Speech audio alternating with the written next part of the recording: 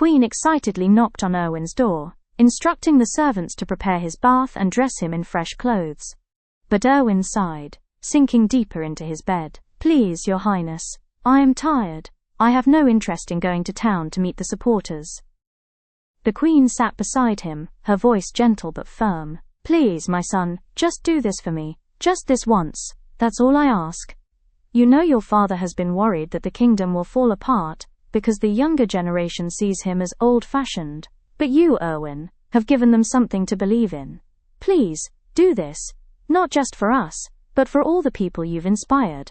A future where they can stand up for themselves, find their own prince or princess, and love without fear." Erwin paused, deep in thought. Then, with a slow nod, he agreed. "All right. Just this once." He hesitated before adding, "And can we stop at the lake on the way back? I'd like to spend some time alone there."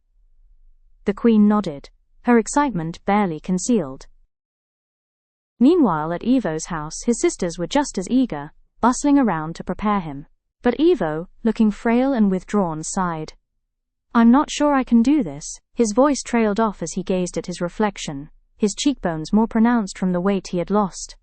His sisters knelt beside him, their hands clasping his gently. "Ivo, do you remember when you were little, how you would cry and storm out of the room because you wanted to find your prince? How you cried yourself to sleep?" One of them wiped a tear from his cheek.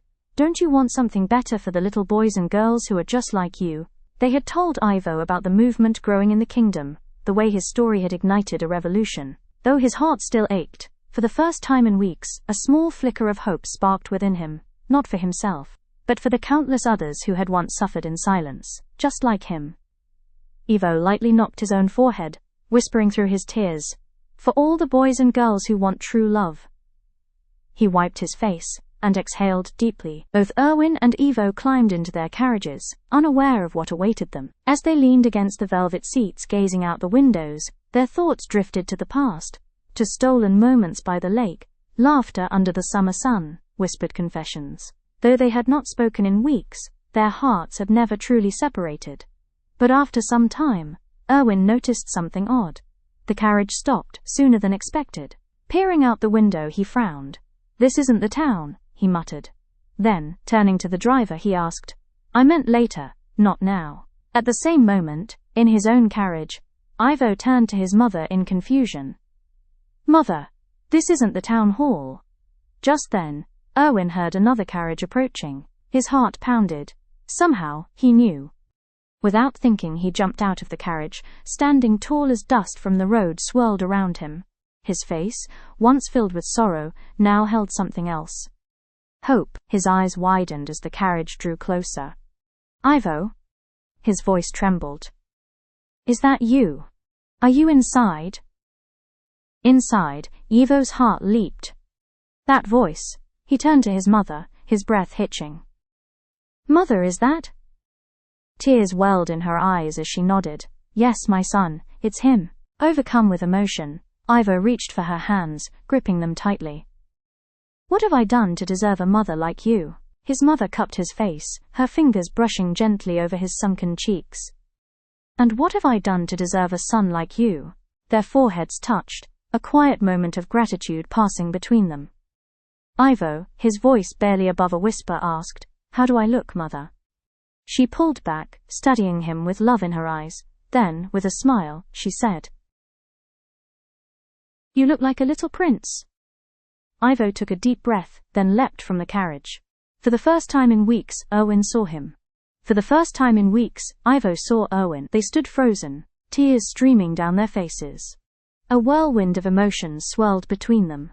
Relief, longing, the ache of time lost, and the unspoken torment they had both endured. Behind Erwin, the Queen placed a hand on his shoulder, lifting her voice so both of them could hear. "You both have the kingdom's blessing."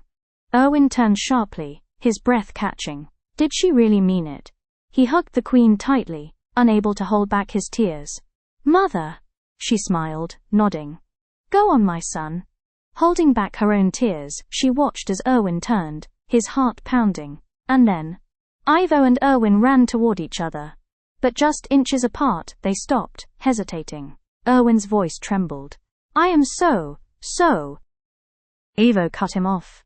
No, it was me. I ruined your big day. I called you a liar. Erwin shook his head. No, you didn't ruin anything. You saved me. My life, my future, and so many others who dream of love just like us. You have no idea. When I met you, I knew you were the one. Ivo's breath hitched. Is that true? Erwin nodded. Yes. They say our love has changed the kingdom.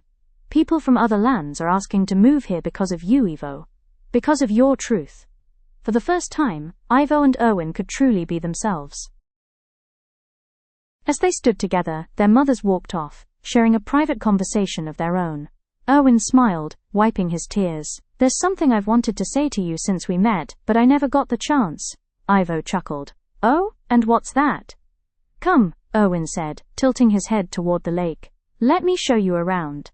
Ivo laughed, shaking his head. How foolish I was to think no one would ever come to this part of the garden. Erwin smiled and added, without you sneaking in, I never would have known there were places beyond the guard's watch. That's why I was able to invite you to dinner. My father never lets me leave the castle otherwise. Suddenly Erwin stopped. Turning to Ivo, his expression became serious. I'm sorry, he said softly. I was so presumptuous. I never even asked how you felt about me. I just assumed. Ivo nodded, a teasing glint in his eye. Yes, me too. They both laughed. And in that unspoken moment, their hearts intertwined, bound together in a love they no longer had to hide.